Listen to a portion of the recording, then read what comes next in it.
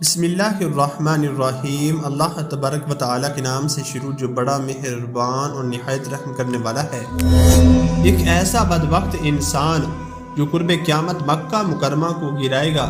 حضور اکرم صلی اللہ علیہ وآلہ وسلم نے اس کا کیا حلیہ بیان کیا اور وہ کس طرح بدصورت ہوگا اور اس کا تعلق کس خاندان سے ہوگا، اور اللہ تبارک و تعالیٰ نے تو اس گھر یعنی کہ مکہ مکرمہ کو امن اور برکت والا گھر بنایا ہے، تو پھر ایسی کیا وجہ ہوگی کہ وہ کعبہ شریف کو گرا پائے گا، اور یہ حادثہ کس زمانے میں پیش آئے گا؟ پیارے دوستو، ان تمام تر سوالات کے جوابات قرآن و حدیث کی روشنی میں آج کی اس ویڈیو میں ہم آپ کو بتائیں گے، لہٰذا آپ سے ہماری گزارش ہے ہماری اس ویڈیو کو اینڈ تک ضرور دیکھیے گا۔ پیارے دوستو، مکہ مکرمہ کی حرمت اور تقدس روز روشن کی طرح عیاں ہے اور یہ مسلمانوں کے مذہبی شعائر میں داخل ہے۔ مکہ مکرمہ کا ادب کیا جائے اور اس کی تعظیم و توقیر کی جائے، اور یہی وہ گھر ہے جس کو اللہ تبارک و تعالیٰ نے تمام جہانوں کے لیے برکت والا، امن والا اور ہدایت والا بنایا ہے، اور اللہ تبارک و تعالیٰ نے لوگوں پر اس کا حج بھی فرض کیا ہے،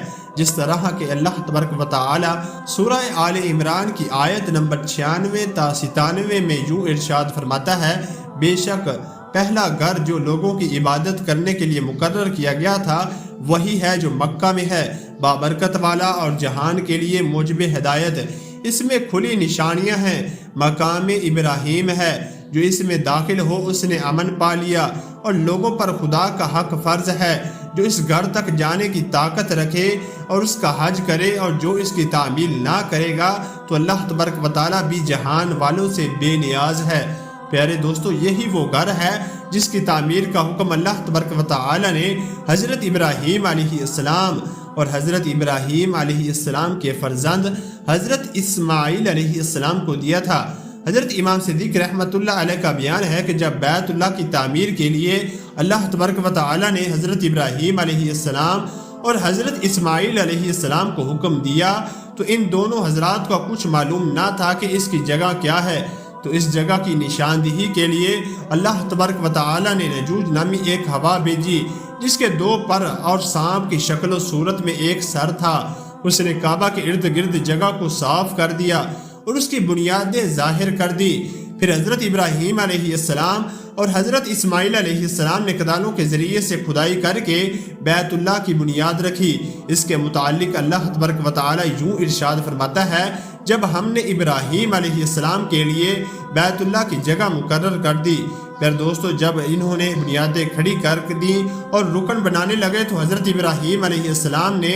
حضرت اسماعیل علیہ السلام سے فرمایا: اے میرے پیارے بیٹے، ایک خوبصورت پتھر لاؤ، اس کو میں اس جگہ رکھوں۔ تو حضرت اسماعیل علیہ السلام نے عرض کیا: ابا جان، میں تو تھک چکا ہوں۔ تو حضرت ابراہیم علیہ السلام نے فرمایا: چلو یہ کام میں خود ہی کر لیتا ہوں۔ تو جب وہ پتھر لینے کے لیے چلے تو حضرت ابراہیم علیہ السلام ایک سیاہ پتھر لے کر آ ملے۔ یہ پتھر سگاما بوٹی کی طرح سفید یاقوت تھا۔ پیارے دوستو، سگاما ایک پہاڑی بوٹی ہے جس کا پھل اور پھول سفید ہوتے ہیں، اور جب یہ سوکھ جائیں اور زیادہ سفید ہو جاتا ہے، اور حضرت آدم علیہ السلام اس پتھر کو جنت سے لائے تھے اور یہ لوگوں کی غلطیوں کی وجہ سے سیاہ ہو گیا تھا۔ اور جب حضرت ابراہیم علیہ السلام یہ پتھر لے کر حضرت ابراہیم علیہ السلام سے آ ملے تو اتنے میں حضرت اسماعیل علیہ السلام بھی ایک پتھر لے کر پہنچے، تو دیکھا کہ رکن کے پاس ایک پتھر پڑا ہوا ہے۔ تو حضرت اسماعیل علیہ السلام نے دریافت کیا: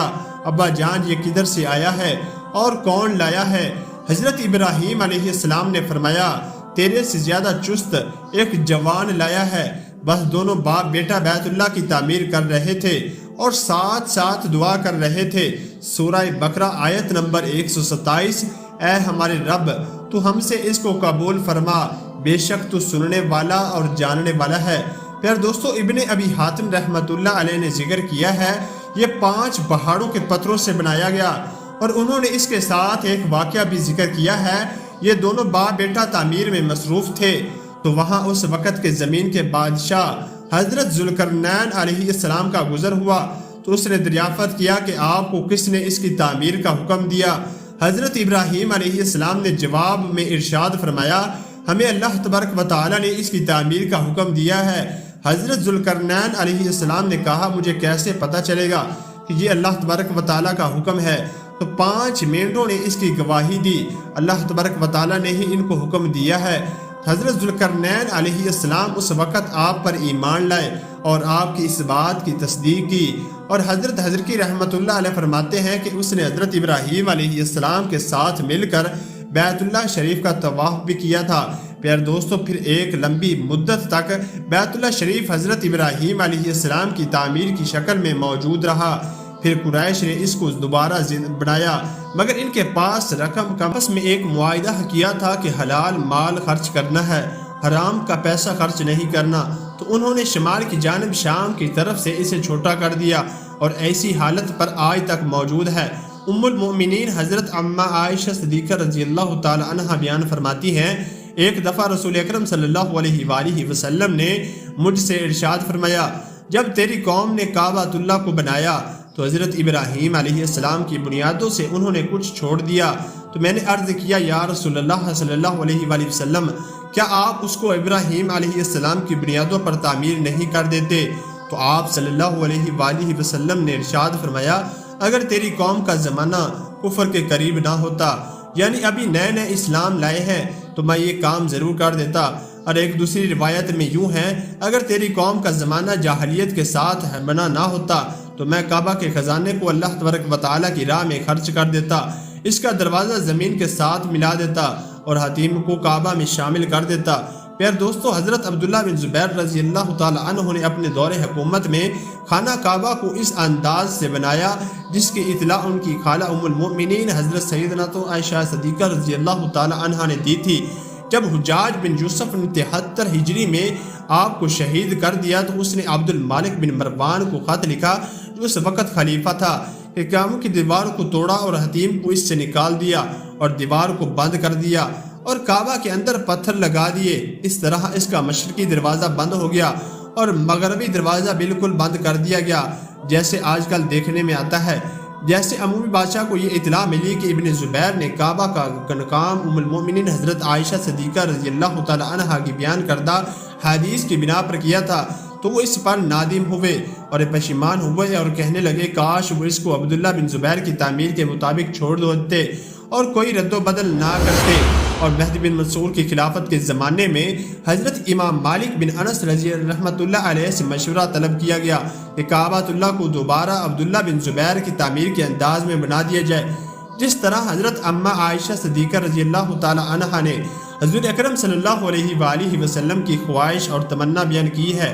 تو حضرت امام مالک رحمۃ اللہ علیہ نے ارشاد فرمایا، مجھے خطرہ ہے کہ اس طرح کعبۃ اللہ بادشاہوں کا کھلونا بن جائے گا، مطلب یہ کہ ہر آنے والا بادشاہ اپنی مرضی کے مطابق بنانے کی کوشش کرے گا۔ اس طرح بیت اللہ اس حالت پر قائم رہا اور آج تک بدستور اسی طرح قائم ہے۔ پیارے دوستو، آئیں اب بات کرتے ہیں کہ قیامت کے قریب خانہ کعبہ کو کون گرائے گا اور اس کا کیا وجہ ہوگی۔ پیارے دوستو، حضرت ابو سعید خدری رضی اللہ تعالی عنہ بیان کرتے ہیں، رسول اکرم صلی اللہ علیہ وآلہ وسلم نے ارشاد فرمایا، قیامت قائم نہیں ہوگی حتیٰ کہ کوئی بھی آدمی بیت اللہ شریف کا حج کرنے والا نہیں رہے گا۔ اور حضرت ابو ہریرہ رضی اللہ تعالی عنہ سے روایت ہے، رسول اکرم صلی اللہ علیہ وآلہ وسلم نے ارشاد فرمایا،